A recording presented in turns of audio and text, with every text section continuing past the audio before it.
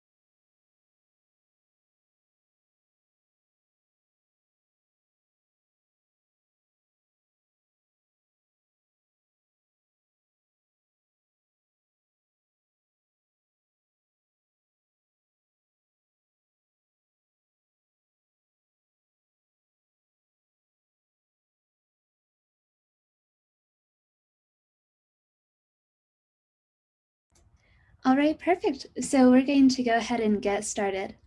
First of all, welcome everyone to the InDesign webinar. We're going to cover some tips and tricks today for making sure that your InDesign import is as efficient as possible, and just a couple of things to know about the LucidPress platform itself. Just so you all know, this meeting will be recorded, or this webinar will be recorded. It'll also be put on our website later on for you all to review. Keep in mind that we also have past webinars on there as well, so feel free to go through and review those too.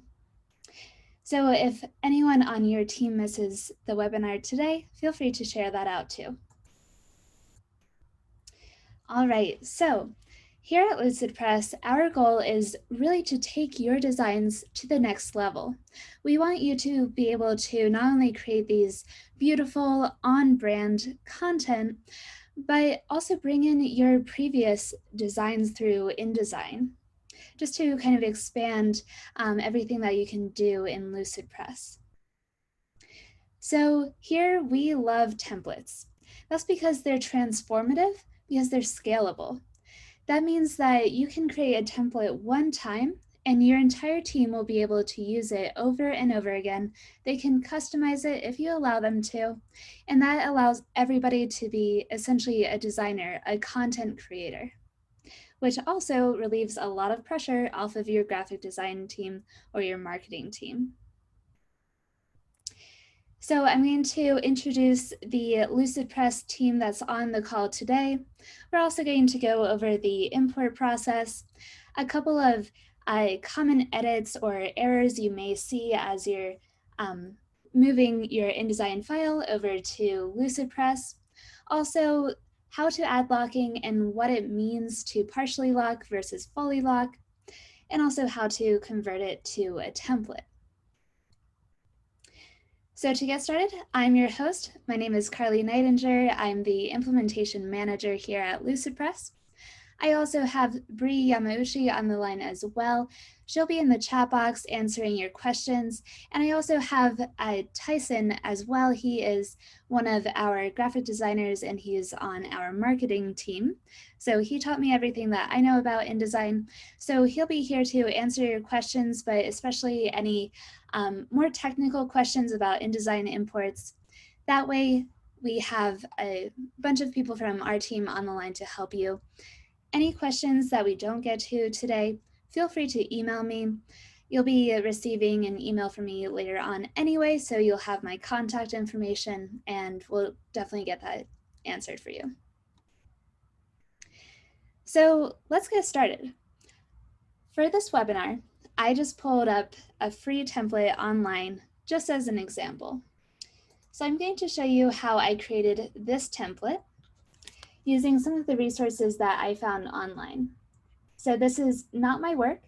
It is a free template that I downloaded and I just edited a little bit for this webinar. So this is the final version that you're going to see. So I'm going to go back to LucidPress and show you how I imported it. So to start your import, you're going to go into My Documents, and then you're going to click on this icon right here. This is going to be where you'll put in your IDML file. So I'm going to pause here to cover a quick tip. When you are preparing an InDesign file for import, you're going to want to make sure that when you're packaging it, it has the IDML file and a PDF version. That is really helpful, especially if you are sending us InDesign files to import for you, because I need a PDF to compare what I'm seeing on my screen with how it should look. Now, if you don't send over a PDF with it, I'll need to open up the INDD file, attempt to create a PDF from that, and there can be elements that are missing that you have that I don't. So it's just always a really good idea to, first of all, make sure that you're packaging with a PDF file and an IDML file, because that's what you're actually using to import. Now, another tip is to make sure that your photos are in PNG, JPEG, or PNG or JPEG format. Lucidpress also accepts SVG as well, but it's a little bit different of a process. Any other formats are not going to be supported. So usually you'll have to go in and turn it into a PNG anyway. So it's just easier if you make sure that it's in those formats right off the bat. With that being said, I'm going to go ahead and import. I'm going to go to my InDesign webinars folder. And then this is the template that I got offline. Now, this is an exception since this folder actually doesn't have a PDF version. So it made it a little bit more difficult to go through and import and edit. So that's why it's really important to make sure you have a PDF. All right. Now that it's loaded, I'm going to click on Open, and it's going to create a new document for me. So right off the bat, you're going to see this pop up. You can always bring it back later on, but it's really helpful to just go ahead and upload as many elements as you can from the beginning. So right here, it's showing that I am missing a font. So as a person that does InDesign imports for customers, I immediately go to Upload. And then normally, a package will have document fonts. If it doesn't, like this one does, I'll need to go over to you and ask for the document fonts. If you're not able to provide those, I'll need to find a free alternative. So that's really important to make sure that the document fonts are part of the package. On occasion, the images will not transfer over, so you'll see missing images here. I'm going to go to Upload, go to Links, and then select all of these. Perfect. So it's a match. So it's going to go ahead and import those images into the file where they should be, and I'm going to click Continue. Now I'm going to show you a couple different common edits that you'll probably need to make. Keep in mind that InDesign and Lucidpress are two completely different programs. They run differently, they read certain parts of the file differently, so more than likely you're going to need to make a couple different edits. So let's start at the very first page. Sometimes you're going to see these red boxes with the plus sign. All you need to do is click on it. It just means that the text was a little bit too big for the box. Now I know, after looking at the PDF version of this file, that this is the wrong color. So this is actually supposed to be white. This will happen on occasion. All you need to do is select it and then change it over. And this is supposed to be red. So super simple to get started. Just make sure that you're comparing it with the PDF side by side. That way you can make those small changes as you go. So this is another really good example of those plus boxes. I'm just going to go through really quick and add them. Now it looks like the color has moved over correctly on this page. Sometimes it's just one page that doesn't move over completely. And there you go, you have the contents.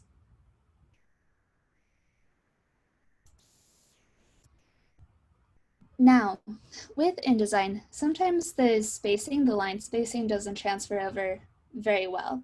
In this case, it did, but just in case you run into that issue, click on the text box itself, go over to spacing, and you can adjust the line spacing here. You can adjust padding, and also add space to the very top. You can even stretch out the characters some if you really want to get that style. So keep in mind that any edit features are going to be on your right as far as text go, and also shapes. On your left, you're going to have elements to add to the document here. So images, shapes, text boxes, and then you'll have an overview of all the pages here. Now, I was looking at the original file, and I know for sure that these boxes are not supposed to be solid. Sometimes that'll happen. Sometimes the opacity is a little bit off compared to the original after it's imported. So all you have to do is click on that box, open the fill, and I'm just going to set it to 75. Now I could go through and change it all, going down by about 10% each time, but I'll just do that for a couple. So it's really easy to change the opacity. Now, sometimes the gradients won't be transferred over. A lot of the times they will, but again, you might run into this every once in a while depending on how your file is formatted. So if you ever need to add a gradient, you'll select the box, go to Fill,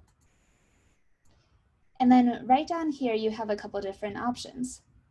I'm going to go to Linear, and this is going to be where you can edit your gradient. You can add multiple different colors to it, or you can turn it transparent.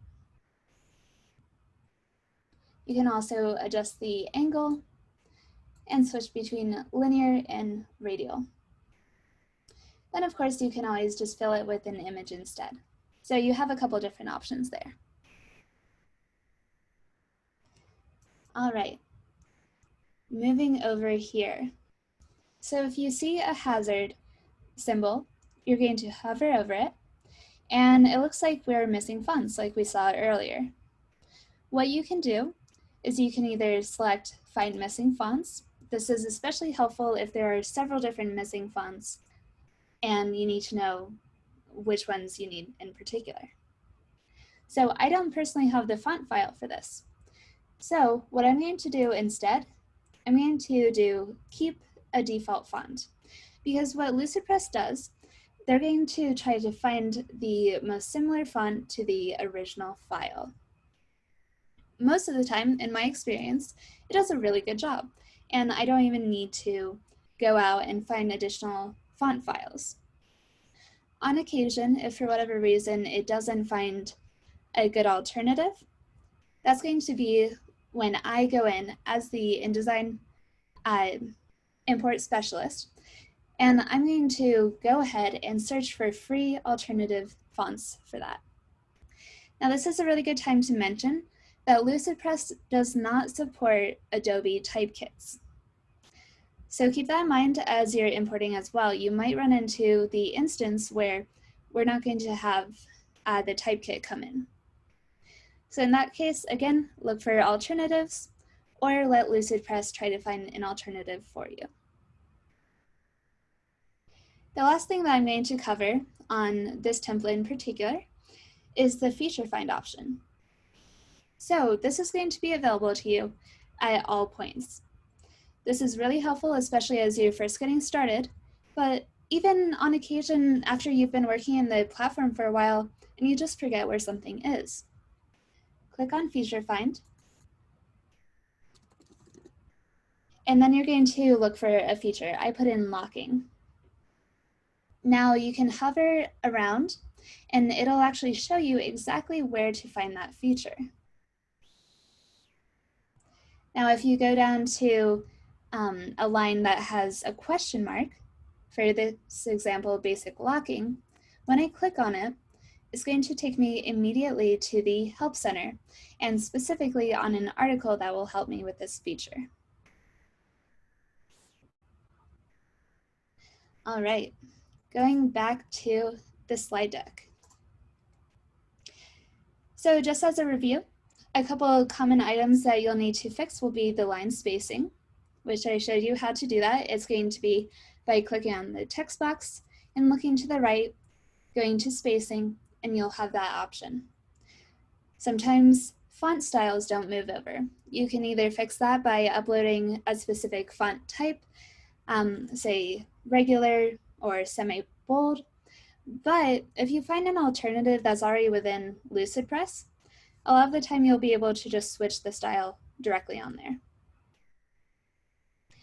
A big tip is to separate out the text styles into different text boxes.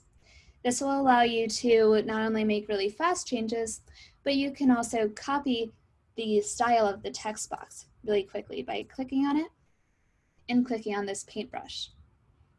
So if I double click, I'll be able to adjust all these different text boxes to the style. Now that's a really big font, so it actually made it disappear a little bit, but you get the gist of it.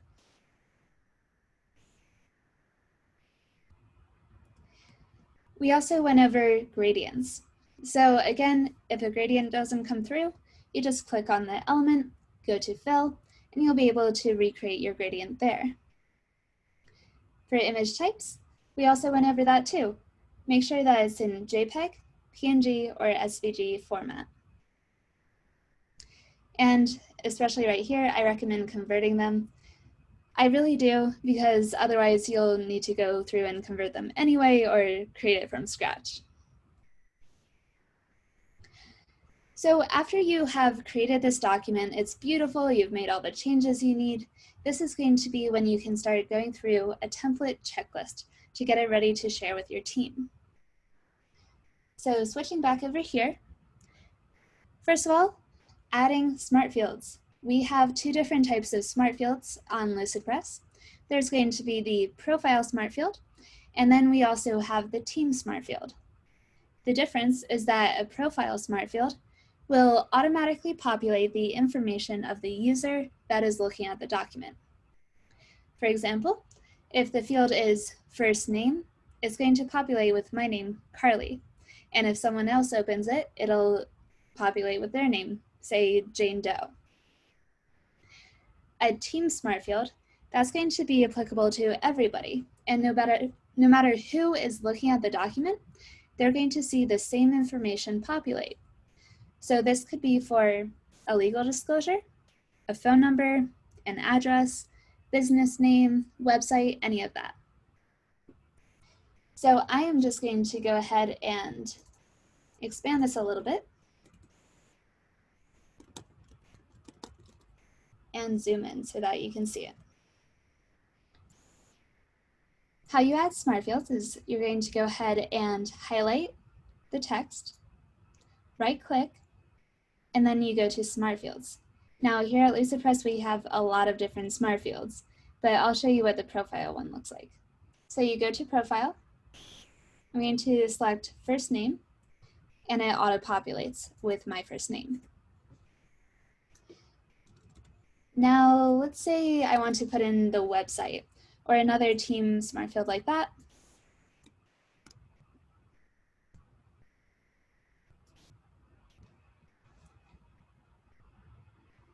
I'll be able to go over to team. In this case, it looks like we don't have a website specifically, but let's just do company name. It's going to populate with the company name. So in this case, Lucid Software. This is something that you're going to control in your admin settings. That's something that I usually go over in the kickoff call, but just as a review, you'll be able to go in as the account owner, or if you're a team admin, go to the team tab, and then go over to brand assets or brand management, and go down to smart field. That's going to be where you can start naming these smart fields and putting in the value. The next thing you'll want to do after you put in the smart fields, you'll want to go in and create notes. This is different than a comment because the note is going to stay there. So if I want to comment on something, I'll highlight it and then right click and go down to, there you go. You're going to go down to add comment. You can tag people as well. And once you comment, they're going to get an email that notifies them that there's a comment waiting for them. They'll be able to resolve it and it'll disappear. There is essentially an archive, so you can go back and see previous comments, but this is mostly just to ask questions or get someone's input on something. Now, if you're creating a template and you want a note to stay there, for anybody that makes a copy of this template, you'll want to select the element, right-click, go down to Add Note, and you can add in your own note here. So maybe this should always be, you know, blah, blah, blah. This should always be a logo. This should always be the property name or the course name or the program name, any of that, because there are so many different use cases. But keep in mind that notes are not meant to be removed, whereas comments are. So this is really helpful because as you create a template and people are creating copies of it, they'll be able to see your instructions directly on the page without actually affecting the design. Now, page templates.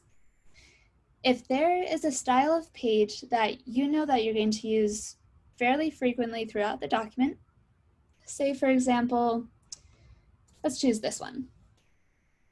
If you want to keep that style and just make it a little bit easier to access, you're going to click on the page, right-click, and then you can actually create a template from that specific page. So that means that you can put in the template on the same document, or you can create it as a separate document. Now, the last thing I'm going to cover here is going to be locking. So this is probably the biggest feature that almost all of my customers will use, especially as they're creating the templates. So keep in mind that the locking will transfer over. So if you lock down, you know, the name of your company, you can fully lock that down. And when they create a copy of your template, they won't be able to move this at all. And I'm not even able to move it now. So you can do a full lock like what I did, where I can't move it around, I can't change what it says at all. Now, as an admin, I can adjust the locking, but as a user, I wouldn't be able to. You can also partially lock. So if you only want to make sure that they're not moving it and they're not stretching out the text, you can lock down the size and position. If you want to make sure they're not changing the font or the style of the text itself, you can lock that down too. But if you leave this open, it means that they can change the content that's in the text box, but they can't move it around and they can't change the font. So in that case, it'll show up as a yellow lock. If you hover over it, it'll tell you exactly what's locked down. Now, what I like to do whenever I go into a document is actually go up to View and then down to Show Locking Restrictions. That way, as I'm going through, it'll show me everything that's locked down so I know exactly what I can edit and what I can't. So keep in mind that this locking restriction will be transferred over to the end user, and only the admins will be able to change the locking. Now, to kind of combine those two ideas of comments and locking, if you change it, if you convert it into a template and say it's heavily locked down and maybe this is actually supposed to be someone's name. So I know that I have a really long last name. And so if this is locked down where I can't stretch it out, where I can't, you know, maybe make the font smaller, this is not going to work for me because I have a very long German last name. So what I can actually do is I can select the element, add a comment, and ask them to please unlock, or something along those lines. As the admin, they'll be able to go into my specific copy of the template and unlock it just for me. So that way they're keeping control over, the admins are keeping control over the template, over the styling, making sure it's still on brand, but at the same time, they're not unlocking it for everybody. All right, so that is your template checklist. At this time, I'd love to answer any questions that are still outstanding. Tyson, if you can unmute yourself, or Bree, we can discuss those.